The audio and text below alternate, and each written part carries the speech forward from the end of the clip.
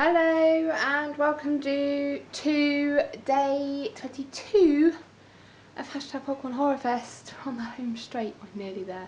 Today we're watching Audition, which is a Russell pick. Russell in between dishing up meatballs, which look delicious by the way. Bacon, cheeseburger, meatballs, all of the meat. Why did you choose Audition? Oh, I'm just going to throw some stuff on the floor.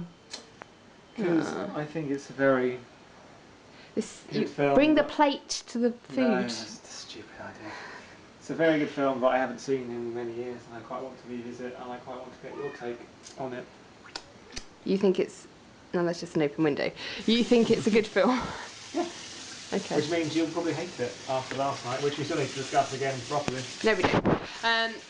Okay, well, let's crack on with Audition. See you in a bit. I'm going to eat my meatballs.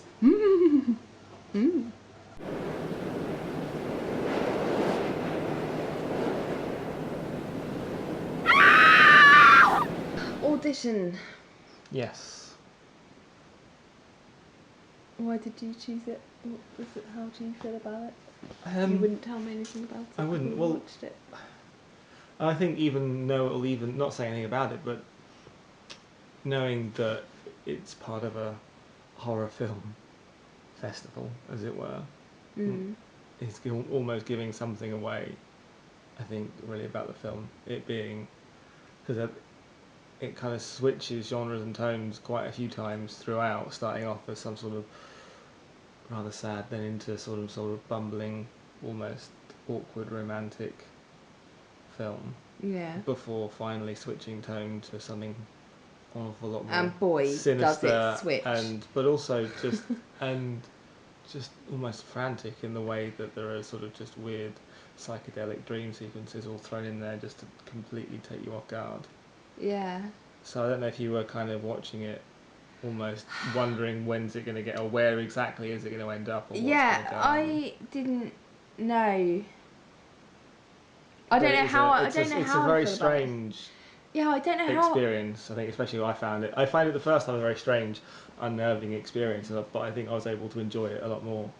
I think the second time. I don't see know a lot how... more of the humour and the sort of really dark humour in a lot of the moments.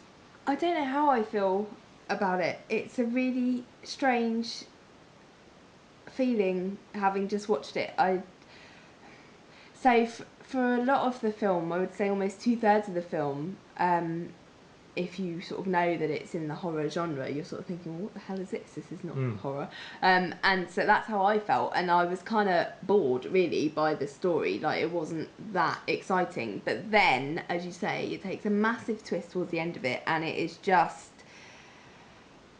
I found it really uncomfortable to watch, and I found it uncomfortable watching the beginning bit as well, because I was getting so like, what is this? Like, this is not interesting me really in the slightest. And I don't know whether that's intentional, that he drags it out for that length of time, so in the almost banal everyday lives where you kind of just see it as normal before anything else happens. Yeah, because the change being so brutal and violent towards the end that it is, I think it's so, yeah. So I think for me the whole how the film is constructed adds to the uncomfortableness, because you drag that kind of banality out for so long. Like, it's only an hour and 40 minutes, because I made you check halfway through. I was like, how long is this going to go on for?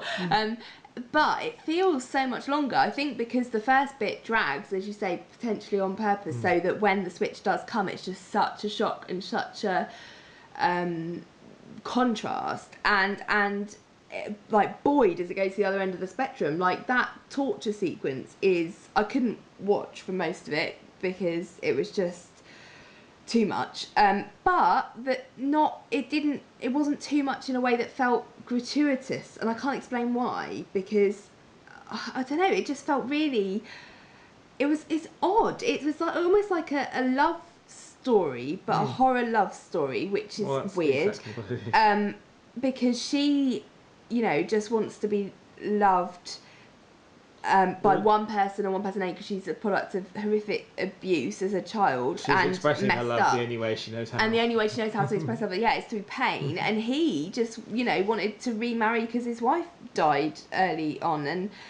And you know, he doesn't really go about it in the right way, but I wouldn't say that's his fault, because it wasn't his idea to audition a wife. It was his friends, and he just went along with it. Can't really blame him too much for that. And that's almost like by the by, like, I wouldn't even say that's a key part of the story in the end. It's just the kind of setup.